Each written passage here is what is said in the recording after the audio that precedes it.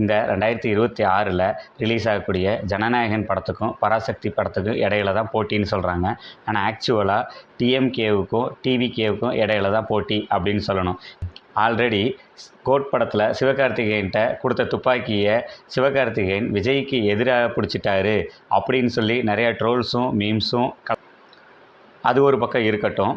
இப்போ இந்த ஜனநாயகனும் பராசக்தி ஏன் ஒன்றா ரிலீஸ் ஆகுது, இது ஏன் டிஎம்கேவும் டிவிகேவும் போட்டி அப்படின்னு சொல்கிறோம் அப்படின்னு பார்த்தோம்னா, இந்த 2026 அரசியல் களத்தில் டிஎம்கேவும் டிவிகேவும் மட்டும்தான் முக்கியமான போட்டி அப்படின்னு சொல்லிகிட்டு இருக்க இந்த காலகட்டத்தில் கரெக்டாக இந்த 2026 ஜனவரியில் விஜயோட ஜனநாயகனும் டிஎம்கேவுக்கு ரொம்ப நெருக்கமான பராசக்தி அப்படிங்கிற டைட்டில் இருக்கிற பராசக்தி படமும் ஒரே டேட்டில் ரிலீஸ் ஆகிறது தான்.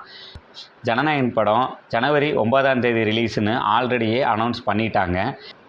பராசக்தி படம் ஜனவரி 14ஆம் தேதி தான் ரிலீஸ்ன்னு சொல்லிட்டு இருந்தாங்க. ஆனால் இப்போ என்ன பண்ணிட்டாங்கன்னா ஜனவரி 10ஆம் தேதியே ரிலீஸ், அதாவது ஜனநாயகன் ரிலீஸ் ஆன அடுத்த நாளே பராசக்தி படத்தையும் ரிலீஸ் பண்ணுறோம் அப்படின்னு சொல்லி ரெட் ஜெயின் சார்பில் சொல்லிட்டாங்க.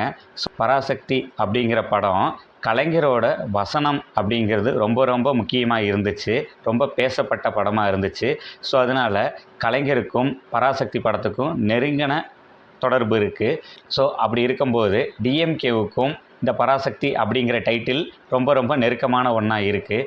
ஸோ அதனாலேயே இந்த படத்தை முன்னாடியே ரிலீஸ் பண்ணுறாங்க அப்படின்னு சில பேரும், இப்போ ரிலீஸ் ஆக போகிற இந்த ஜனநாயகன் படம் விஜயோட கடைசி படம் அப்படிங்கிறனாலையும் அவர் அரசியலுக்கு வந்ததுக்கப்புறம் வர்ற படங்கிறனாலையும் நிறைய அரசியல் சொல்லுவார், அரசியல் இருக்கும் அப்படின்னு சொல்லி பேசப்பட்டுக்கிட்டு இருக்க இந்த நிலைமையில் கலைஞரோட வசனத்தில் ரிலீஸ் ஆன பராசக்தி அப்படிங்கிற டைட்டிலோட சிவகார்த்திகேயன் நடித்து வர்ற இந்த படத்து மேலேயும் அதிக எதிர்பார்ப்புகள் இருக்குது.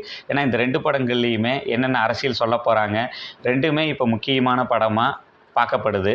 இப்படி ரெண்டு படங்களும் ஒன்றா ரிலீஸ் ஆகும்போது நிறையா வரக்கூடிய சிக்கல்கள் என்ன அப்படின்னு பார்த்துக்கிட்டோம்னா, தேட்டர்ஸும் கம்மியாயிரும், அதே மாதிரி கலெக்ஷன்ஸையும் கம்மி பண்ணணும் அப்படிங்கிற ஒரு காரணமும் இருக்குது அப்படின்னு சொல்கிறாங்க. ஸோ 14ஆம் தேதி ரிலீஸ் ஆக வேண்டிய பராசக்தி 10ஆம் தேதி ரிலீஸ் ஆகிறதுக்கு பின்னாடி மறைமுகமாக டிஎம்கே ஒரு முக்கிய ரோலில் இருக்குது அப்படின்னு சொல்கிறாங்க. ஸோ இப்போ இந்த 2026 ஜனவரியில் விஜய் நடித்து ரிலீஸ் ஆகக்கூடிய ஜனநாயகன் படத்து மேலேயும் டிஎம்கேவுக்கு நெருக்கமான பராசக்தி அப்படிங்கிற டைட்டிலோட ரிலீஸ் ஆகிற இந்த படத்து மேலேயும் அதிகமான எதிர்பார்ப்புகள் இருக்குது. ஸோ அதனாலேயே பராசக்தி விசஸ் ஜனநாயகன் அப்படின்னு சொல்கிறத விட டிஎம்கே விசஸ் டிவிகே அப்படின்னு தான் சொல்லணும். எதுவாக இருந்தாலும் இந்த ரெண்டு படங்களும் தேட்டரில் ரிலீஸ் ஆனதுக்கப்புறம் தான் ரெண்டு படங்களும் எதை பற்றி பேசியிருக்காங்க, இந்த கருத்துக்கள்லாம் உண்மையா அப்படிங்கிறத பொறுத்திருந்து தான் பார்க்கணும்.